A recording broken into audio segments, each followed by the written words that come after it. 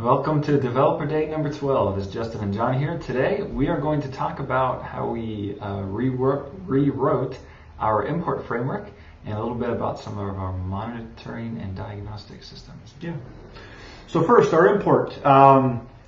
Before we had a series of scripts we would manually run by hand, and some of them would be extremely long. You know, the Family History Library catalog has millions and millions and millions of records and collections we have to index.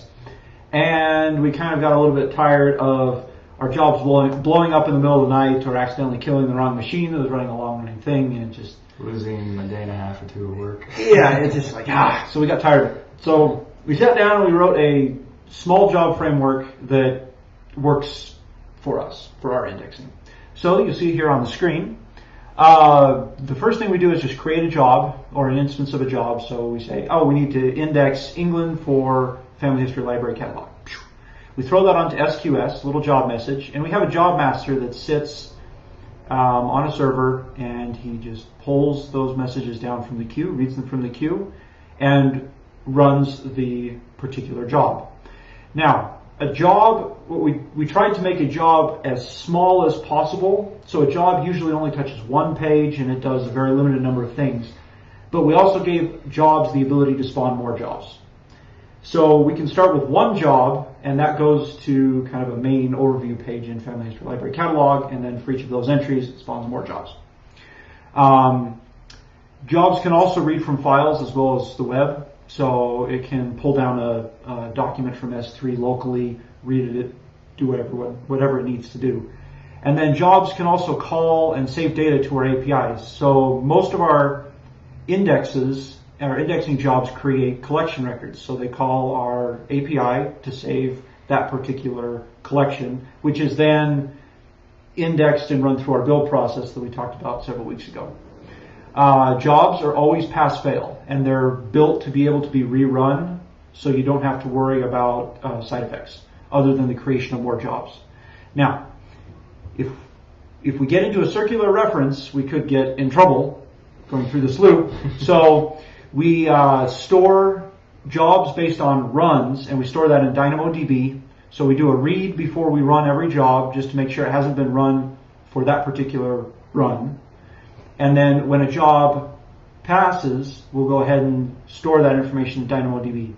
And then we can do all of our reporting on our back-end systems out of DynamoDB to see what's run, when it was last run, what the status of runs are by looking at DynamoDB and SQS.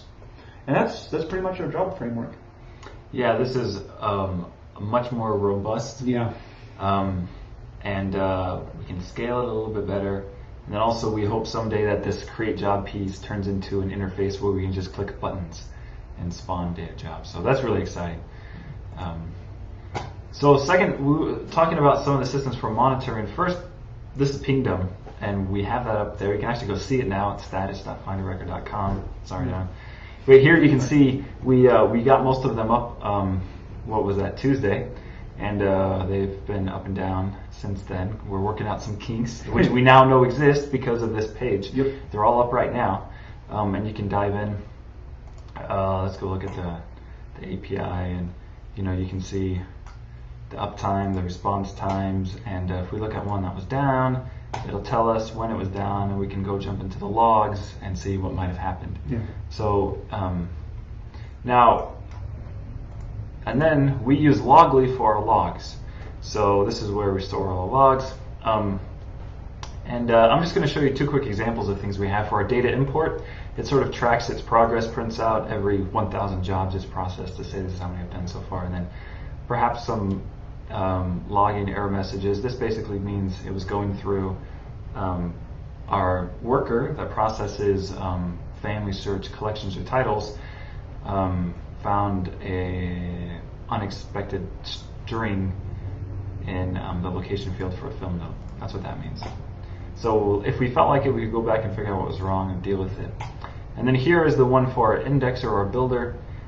This basically means these messages say this document didn't generate any data for us in a database, so we can go back and figure out why and enhance. And then there's another one down here, low quality matches. that means we try to do a place lookup on this so we could geocode something, and we didn't get anything back, likely because that's a historical parish or something that we don't have data on yet. So those are some systems we're using. Things are getting more robust, run a lot smoother, and we're getting a lot of this stuff done. Yeah. So this is John and Justin for Developer Day number 12. We won't see you next week because we are taking Thanksgiving off. The whole week. The whole week. So we'll be back afterwards. Yeah, so we're going to skip week 13, which just happens to be kind of hopefully fortuitous. I like the number 13, but so we'll see you in 2 weeks. Take care.